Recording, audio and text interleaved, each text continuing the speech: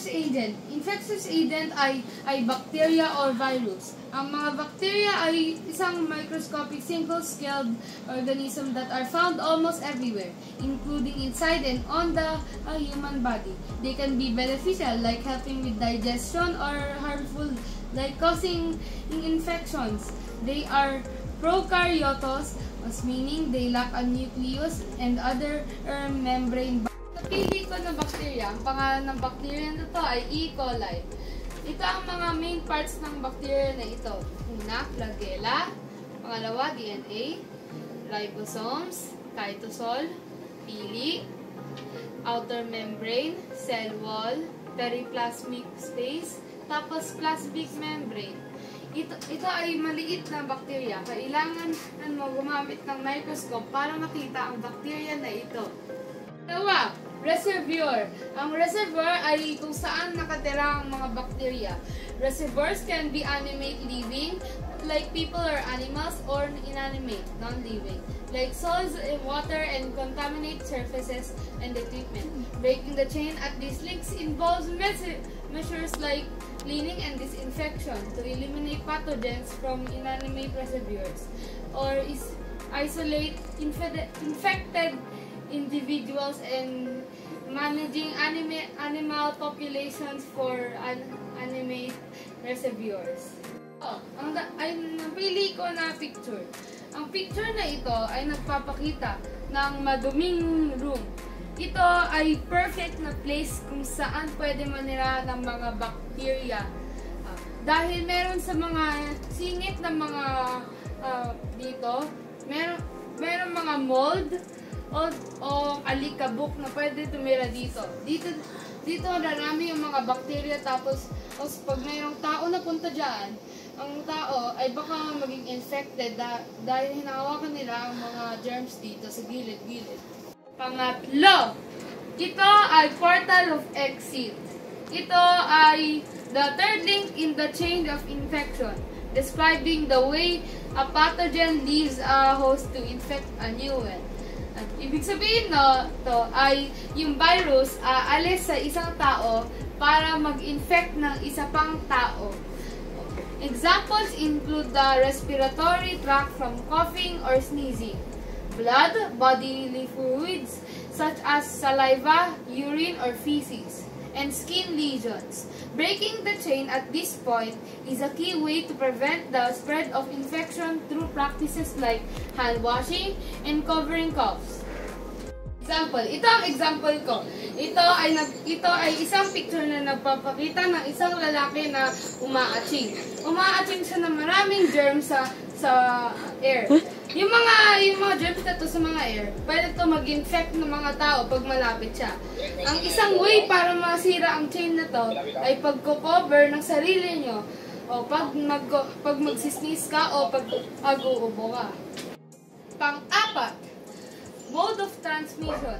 Ito ay, ibig sabihin na to, ay kung paano ang mga virus ay nagtatransport sa ibang tao.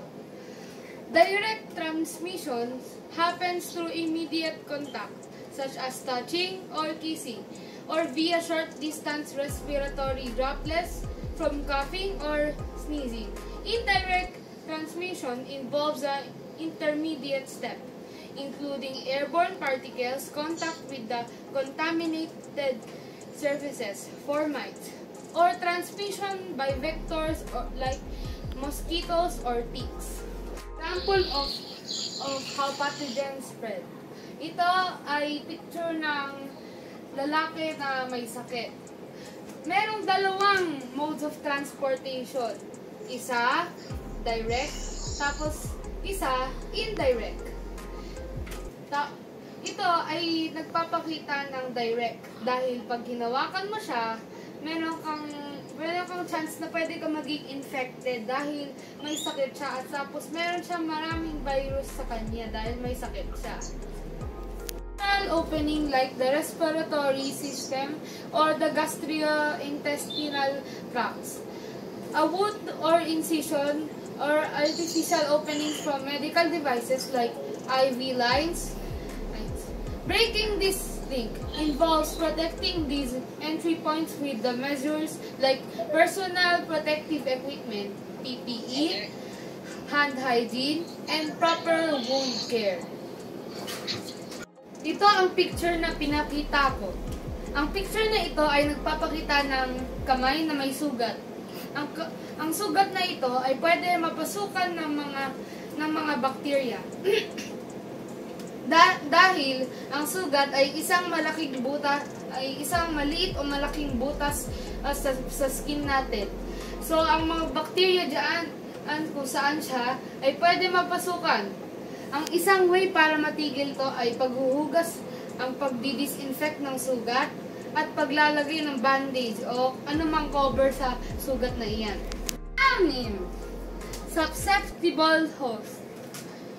Ito ay the final link in the chain of infection, representing an individual at the risk of contracting an infectious disease due to factors like their age, health status, and immune system strength. They are vulnerable because their body defenses are not equipped to fight off a specific pathogen that has traveled through the chain of infection via portal of entry, breaking this link by strengthening the... Ito ang example na pinili ko. Ang picture na to ay nagpapakita ng tatlong bata pa na babae. Ang mga bata pa ng babae, o kahit anong bata, ay vulnerable sila sa mga viruses. Dahil ang mga immune system nila ay medyo hindi pa masyadong malakas dahil hindi pa sila masyadong malaki. Meron sila high risk of chance na mapasukan ng mga viruses.